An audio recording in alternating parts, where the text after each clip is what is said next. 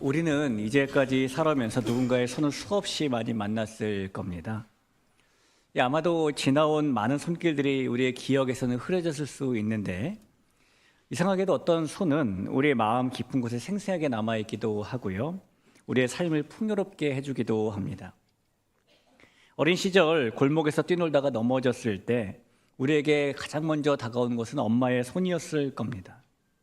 상처난 무릎을 어루만져주고 흙투성이가 된 옷을 털어주고, 그 순간에 그 손길이 깨진 무릎의 상처를 없애준 것은 아니었지만 서글픈 마음을 달래주면서 너는 혼자가 아니야 라는 메시지를 전해줬죠.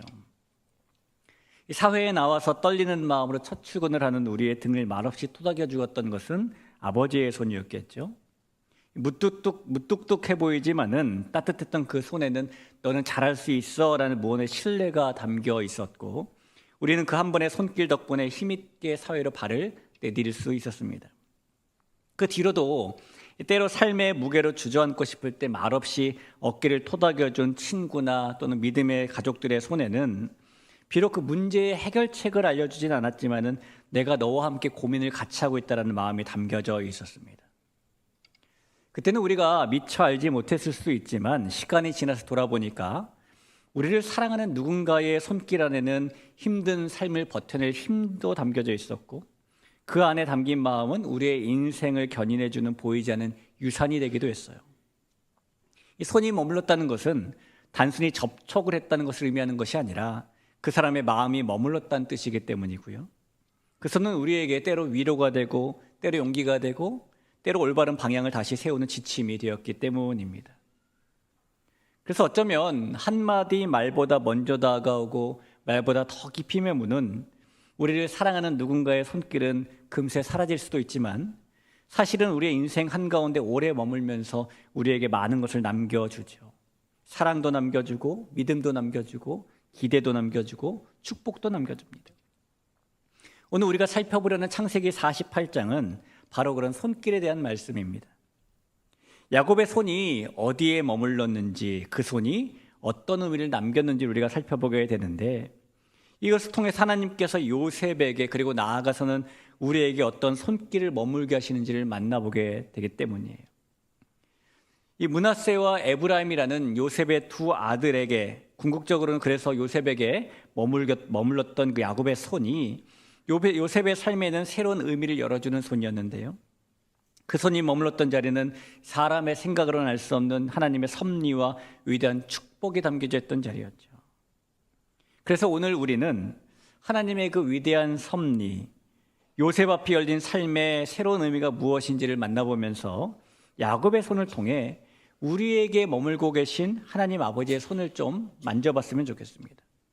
이 시간에 야곱의 손이 머문 그 자리를 통해서 우리가 아버지신 하나님의 손이 머무는 자리를 만나는 은혜를 누릴 수 있기를 주님의 이름으로 축복합니다. 우리가 이 지난 주일에 애굽에 온 야곱이 바로 앞에서 고백한 그의 인생 자기소개서를 상고해 보았어요. 야곱이 바로 앞에서 써내려갔던 자기소개서는 자기의 인생이 험악한 세월을 보냈던 것이었다라는 내용이었죠. 우여곡절이 넘치고 파란만장이 있었던 험악한 세월, 그리고 하나님께서 기뻐하시는 일이 아니라 자신이 기뻐하는 일만 따라 살았던 악한 세월, 야곱은 자기의 인생을 그렇게 소개했었습니다. 그런데 여러분, 야곱이 바로를 만나고 했던 일은 단지 그런 자기소개뿐만이 아니었어요. 그때 야곱이 했던 일이 한 가지 더 있었는데, 그것이 뭐냐면 그 애굽의 왕인 바로를 축복하는 것이었습니다. 창세기 47장 7절을 볼까요? 요셉이 자기 아버지 야곱을 인도하여 바로 앞에 서게 하니 야곱이 바로에게 축복하매 라고 말합니다. 이 야곱이 바로에게 했던 축복을 히브리어로는 바라크라고 말하는데, 조금 전 말씀의 경우에 쓰인 바라크는 단순히 인사를 했다라는 수준 정도의 뜻을 의미하는 것이 아닙니다. 실제로 복을 내리는 행위를 하는 적극적인 축복을 했다는 의미예요. 야곱이 바로에게 복을 내렸다라는 뜻이 된다는 겁니다. 여러분, 보통 복을 내리는 일은 어떤 사람이 어떤 사람에게 하는 것일까요? 상대적으로 더 힘 있는 사람이 힘 없는 사람에게, 더 풍요로운 사람이 그렇지 않은 사람에게, 더 높은 지위에 있는 사람이 낮은 자리에 있는 사람에게 축복은 그렇게 흘러가는 것 아닐까요? 히브리서 7장 7절에 이런 말씀이 있습니다. 논란의 여지 없이 낮은 자가 높은 자에게서 축복을 받느니라. 이 말씀처럼 당연히 신약 시대뿐만이 아니라 구약의 고대 사회에서도 축복하는 사람과 축복을 받는 사람에게는 서열이 있었어요. 물론 지금 130세가 된 야곱이 나이만큼은 바로보다 많은 것은 맞습니다. 고대 이집트 사람들의 평균 수명이 얼마나 되는지 학자들마다 의견이 조금씩 다른데, 어떤 학자들은 그때 이집트 사람들의 평균 수명이 30에서 40세였다라고 말하기도 하고, 또 어떤 학자들은 조금 더 써가지고 40에서 50세였다라고 말하기도 합니다. 그러나 모든 학자들의 공통된 의견은 그때 고대 이집트 사람들의 수명은 대체로 높지 않았다라는 거예요. 그러니 야곱과 바로가 만났을 때 바로보다는 130세인 야곱이 나이가 훨씬 많은 사람인 것은 틀림없는 사실일 겁니다.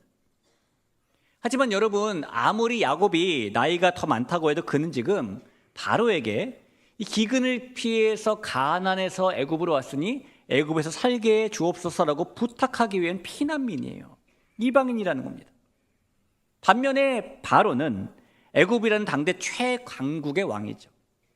그렇다면 이 만남의 때의 축복은 애굽의 왕인 바로가 피난민인 야곱에게 하는 것이 상식적으로 보이는 일입니다. 그런데 누가 누구에게 축복하고 있는 것이죠? 야곱이 바로에게 하고 있는 거예요. 심지어 야곱은 바로를 처음 만났을 때도 축복하더니 그와 헤어질 때도 또 한 번 축복합니다. 창세기 47장 10절입니다. 야곱이 바로에게 축복하고 그 앞에서 나오니라. 여러분, 야곱이 바로를 축복했다라는 것은 분명히 축복하는 야곱이 축복받는 바로보다 높은 자라는 사실을 보여주는 겁니다. 아니, 어떻게 바로보다 야곱이 높은 사람이 되어서 그를 축복하게 된 것일까요? 당연히 세상적인 기준으로 보면 야곱이 바로보다 높은 사람일 리 없습니다. 그러나 하나님 나라의 기준으로 보면 그렇지 않아요. 세상적으로는 바로가 더 크고 높은 자이지만 하나님의 관점에서는 야곱이 더 크고 높은 자이기 때문입니다. 야곱은 하나님의 언약을 가진 사람이고 약속의 계보를 이어가는 영적인 상속자니까요. 그래서 야곱은 세상의 사회적인 지위를 넘어서 자신의 영적인 신분과 영적인 권위로 바로를 축복하는 손을 펼친 겁니다. 존귀한 성도 여러분, 하나님의 복이 흐르는 통로는 세상적인 지위나 권력이나 명성을 가진 사람에게 주어지는 것이 아니라 하나님의 언약을 소유한 사람에게 주어지는 것입니다. 하나님께서는 이미 아브라함과의 약속을 통해 그 일을 말씀하셨죠.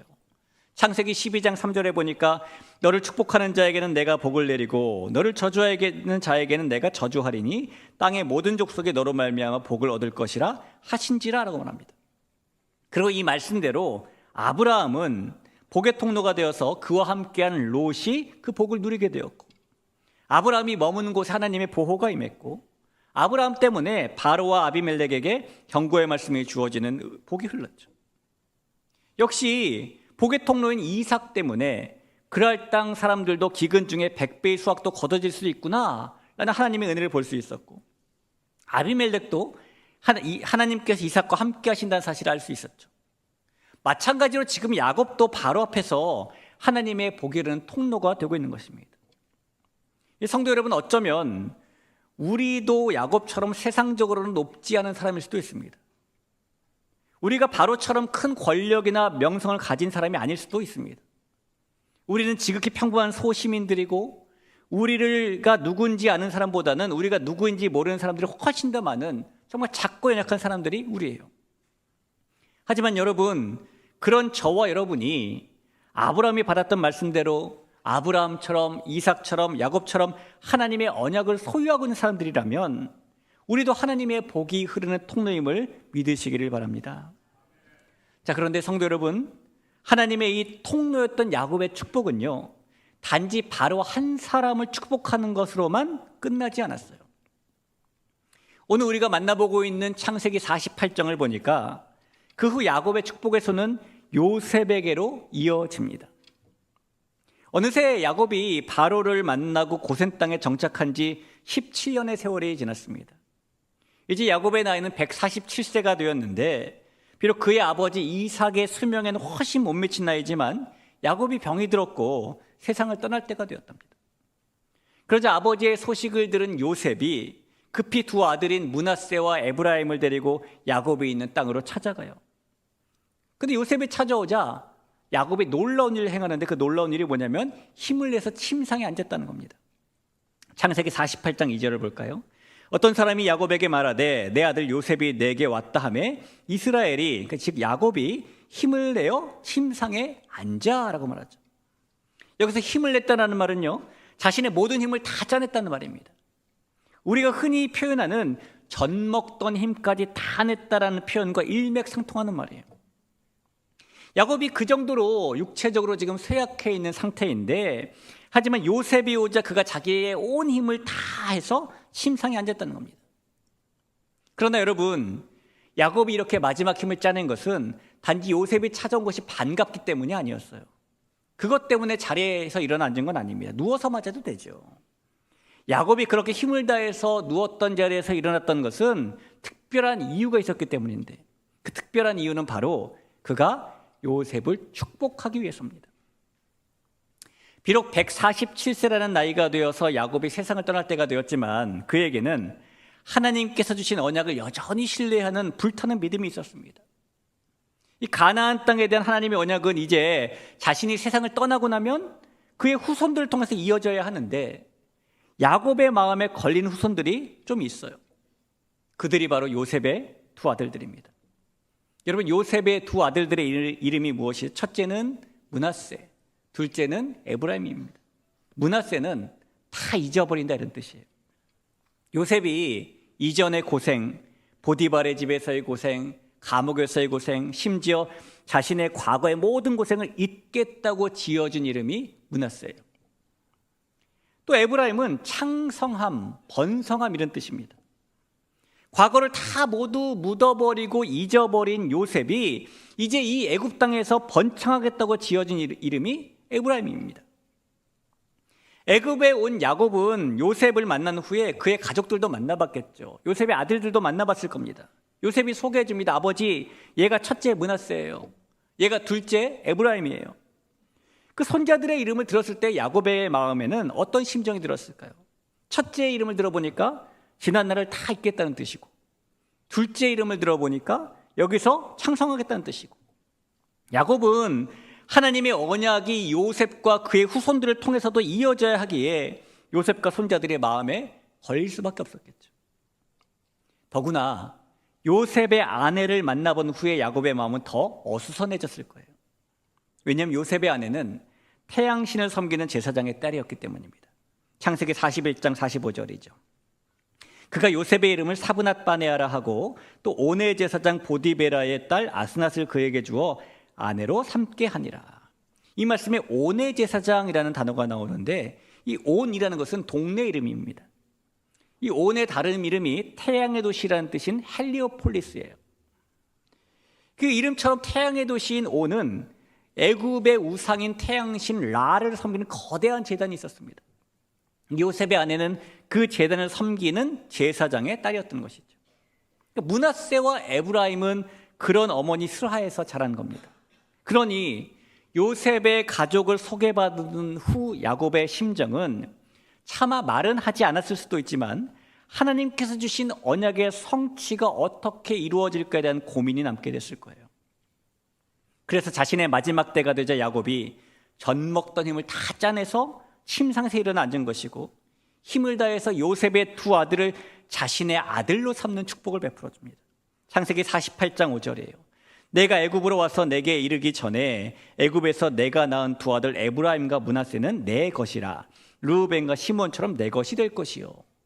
여러분, 이게 무슨 말이냐면은 요셉의 두 아들인 므낫세와 에브라임을 야곱이 양자로 입양했던 뜻이에요.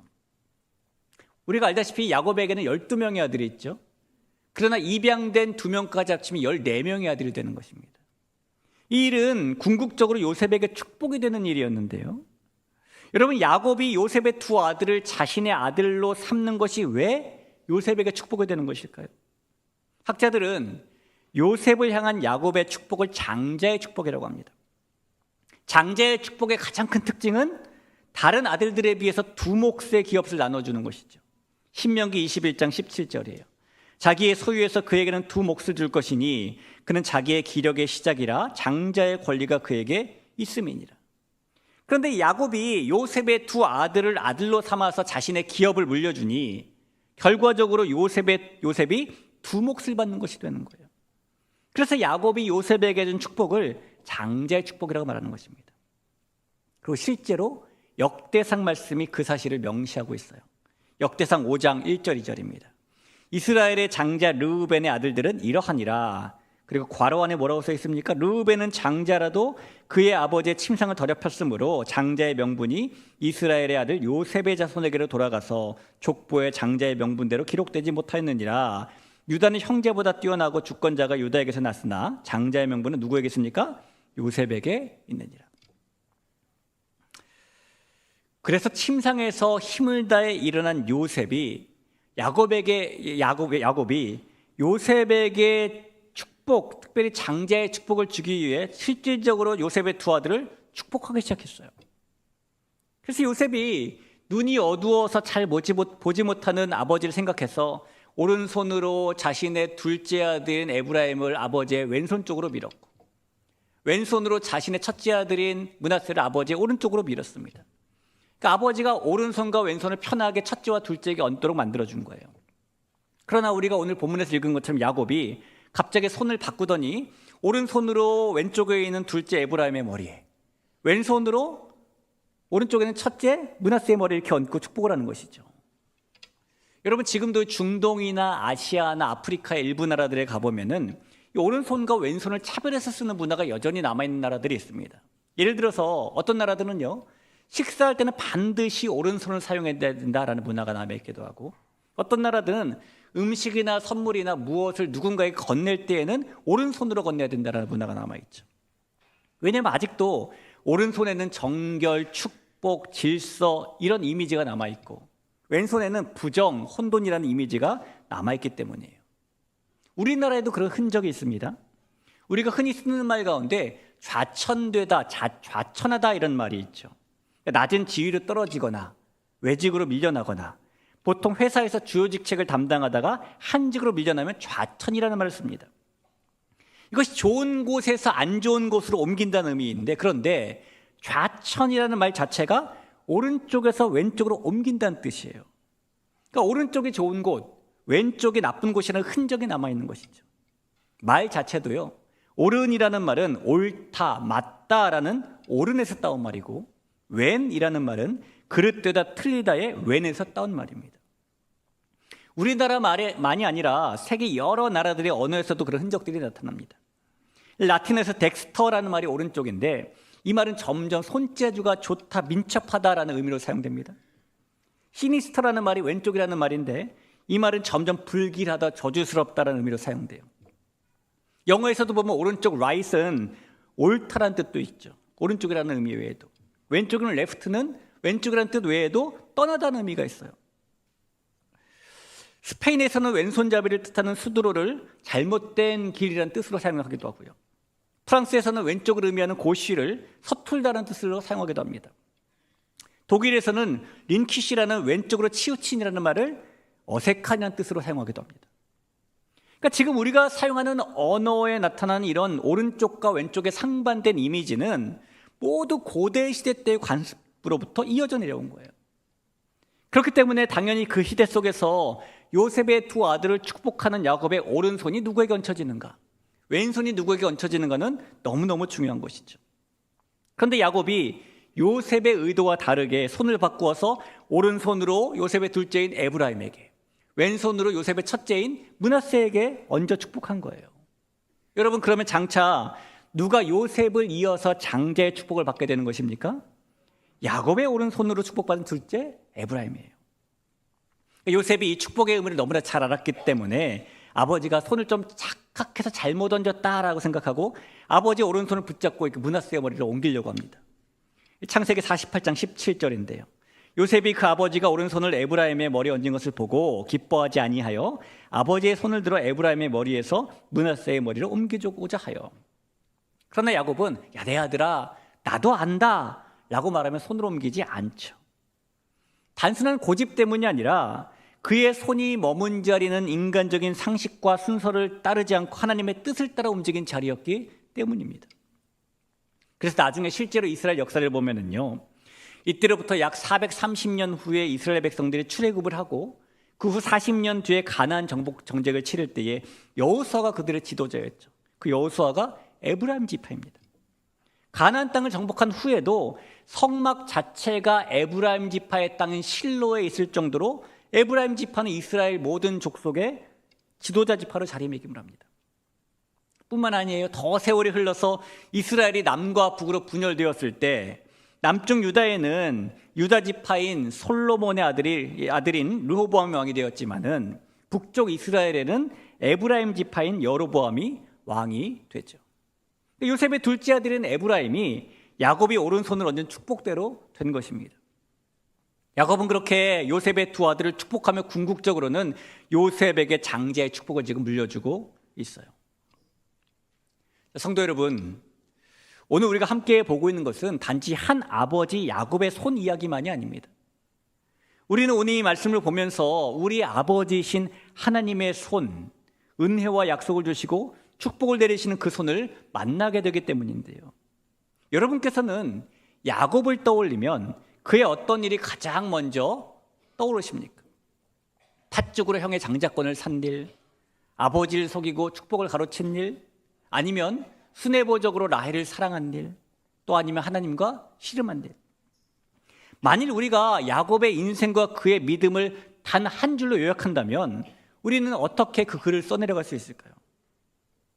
하나님의 사람들의 대표적인 믿음을 설명하는 히브리서 11장을 보니까 아벨의 대표적인 믿음은 하나님께 더 나은 제사를 드린 것이었고, 에녹의 대표적인 믿음은 하나님을 기쁘시게 하는 거였습니다. 노아의 대표적인 믿음은 방주를 만드는 것이었고, 아브라함의 대표적인 믿음은 하나님께서 부르심을 주셨을 때 갈 바를 알지 못하고 나아간 것이었어요. 자, 그러면 야곱의 대표적인 믿음은 어떻게 소개되고 있을까요? 히브리서 11장 21절을 보시죠. 믿음으로 야곱은 죽을 때에 요셉의 각 아들에게 축복하고 그 지팡이 머리에 의지하여 경배하였으며. 여러분, 히브리서는 야곱의 대표적인 믿음이 무엇이라고 지금 말씀하고 있는 겁니까? 죽을 때 요셉의 각 아들에게, 즉 므낫세와 에브라임에게 오늘 본문에 나온 이야기처럼 그 손자들에게 축복한 것이 그의 가장 돋보이는 믿음이라는 거예요. 왜 그렇죠? 야곱이 147년을 살면서 수많은 일을 겪었고, 그를 겪으면서 그는 하나님께 여러 모양의 믿음을 보였는데, 왜 히브리서 기자는 야곱이 요셉의 두 아들을 축복한 일을 그의 가장 대표적인 믿음으로 지금 평가하고 있는 겁니까? 그 이유는 므낫세와 에브라임을 축복한 야곱의 손이 두 몫의 축복으로 요셉에게 장자의 축복을 주는 것이고, 그 말은 즉 요셉을 자신의 상속자로 삼는 일이기 때문이에요. 여러분, 상속자가 무엇입니까? 상속자는 모든 것을 물려받는 사람이에요. 특별히 창세기 말씀에서 상속자는 하나님께서 주신 언약을 물려받는 사람입니다. 애초부터 야곱은 요셉을 자신의 상속자로 생각하고 있었죠. 그래서 요셉이 어렸을 때부터 상속자를 상징하는 채색 옷을 입혀 키웠어요. 그리고 마침내 때가 되었을 때 야곱이 요셉에게 장제의 축복을 베풀며 그를 완전한 자신의 상속자로 세우고 있는 것입니다. 자, 상속자가 되면 뭘 물려받느냐? 언약을 물려받는 겁니다. 언약을 계승하는 거예요. 그래서 야곱이 자신이 하나님께 받았던 언약을 요셉에게 물려주는데, 그는 인생 가운데 두 번 베델에 갑니다. 한 번은 분노로 가득 찬 형을 피해서 밧단아람으로 도망하는 길에 베델에 갔죠. 그때 하나님께서는 야곱에게 내가 너의 자손을 땅에 티끌같이 많게 할 것이고 너를 이 땅 가나안으로 돌아오게 할 것이다 라고 약속해 주셨어요. 또 한 번은 야곱이 20년의 밧단아람 생활을 마치고 고향으로 돌아오다가 세겜에서 큰 어려운 일을 당하고 베델에 올라갑니다. 그때도 하나님께서는 야곱에게 생육하고 번성하라, 내가 이 땅 가나안을 너에게 주고 내 후손에게도 주리라는 약속을 주셨어요. 그러니까 야곱이 베델에 갔을 때는 그의 인생 가운데 너무너무 어려운 일을 만났을 때였는데, 그때 하나님께서 주신 약속, 그 언약을 지금 야곱은 요셉에게 물려주고 있는 겁니다. 어떻게 물려주는지 성경에 써 있습니다. 창세기 48장 3절 4절이에요. 요셉에게 이르되 이전에 가나안 땅 루스에서 전능하신 하나님이 내게 나타나사 복을 주시며 내게 이르시되 내가 너로 생육하고 번성하게 하여 내게서 많은 백성이 나게 하고 내가 이 땅을 내 후손에게 주어 영원한 소유가 되게 하리라 하셨느니라. 자신이 받았던 언약을 상속자인 요셉에게 그대로 물려주는 것이죠. 그래서 요셉을 언약의 상속자로 세운 일이기 때문에 히브리서는 오늘 축복의 손을 펼친 야곱의 믿음을 그의 가장 대표적인 믿음이라고 소개하고 있는 것입니다. 자, 그런데 여러분, 야곱만 요셉을 상속자로 세우고 언약을 물려주었을까요? 아니에요. 그렇게 하신 분이 또 계십니다. 누구냐면 바로 우리 아버지이신 하나님이십니다. 야곱이 요셉에게 그랬던 것처럼 하나님께서는 우리를 자신의 상속자로 삼아주셨어요. 디도서 3장 6절 7절입니다.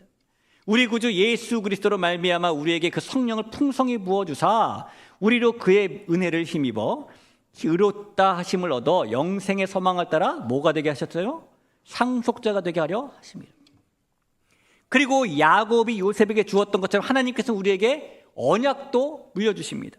고린도후서 3장 6절입니다.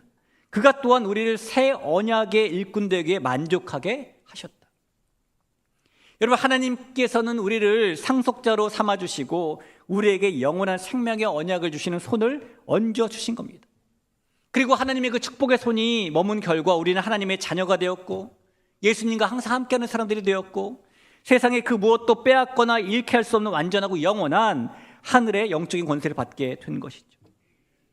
그래서 우리가 세상적인 지위나 세상적인 풍요가 아닐지라도 그보다 더 소중한 하나님의 언약을 소유한 사람들이 된 것이고 그 권위로 이 땅을 살아가면서 축복의 통로가 되는 사명을 감당하게 된 것입니다.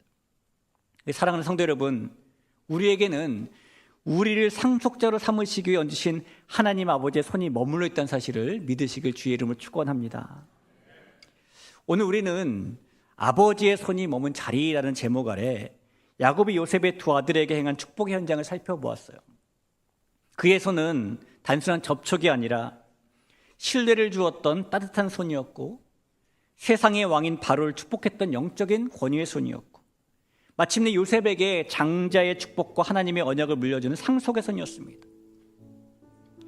야곱이 비록 눈이 어두웠지만 세상의 순서를 거슬러 두 손을 엇갈려 얹으면서 하나님의 섭리를 따르는 것이 무엇인지도 보여주죠. 여러분, 이 야곱의 손은 바로 우리 아버지 하나님의 손을 보여주는 그림자예요. 다시 한번 야곱의 엇갈린 손을 기억해 보시기 바랍니다. 야곱의 엇갈린 손은 우리에게 세상의 순서보다 하나님의 뜻이 우선한다는 메시지를 남깁니다. 이처럼 하나님 아버지의 손은 세상의 서열이나 자격이 아닌 오직 은혜에 따라 가장 필요하고 예상치 못한 자리에 엇갈려 머물 수도 있는 것이고 그것이 바로 하나님의 축복의 방식일 수도 있는데 그래서 하나님께서 우리의 연약함이나 세상적인 배경이나 과거의 허물에 구애받지 않으시고 우리에게 은혜의 오른손을 얹어주신 거예요. 가나안에 살던 사람이 아니라 갈대아 우르에 살던 아브라함을 복의 사람으로 부르신 하나님께서 첫째인 에서가 아니라 둘째인 야곱을 언약의 계승자로 만드셨던 하나님께서 심지어 11번째인 요셉이 상속자가 되게 하신 하나님께서 우리의 기대와 세상의 논리를 넘어서 모든 부족함에도 불구하고 가장 낮고 연약한 자인 우리를 오직 예수님의 은혜로 영생의 소망을 가진 하나님의 상속자가 되게 하신 것입니다. 여러분, 하나님 아버지의 그 손길이 이미 2000년 전 예수님의 십자가를 통해 우리에게 내어주신 손길이 되었고 지금도 우리를 붙잡아 주시는 손길이 되었고 지금도 우리의 삶에 그래서 여전히 머물고 계신다는 사실을 믿으시기를 바랍니다.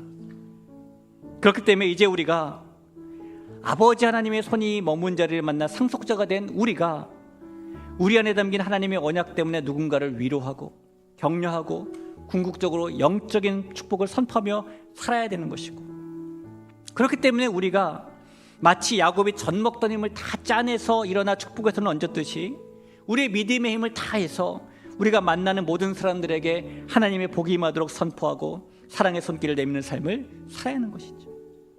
이 시간 우리를 영생의 소망을 따라 상속자로 삼으신 하나님의 손이 우리의 삶의 모든 영역에 머물러서 그분이 주시는 사랑과 믿음과 기대와 그리고 영원한 축복이 넘쳐나는 삶을 우리가 살 수 있기를 주의 이름으로 간절히 축복합니다.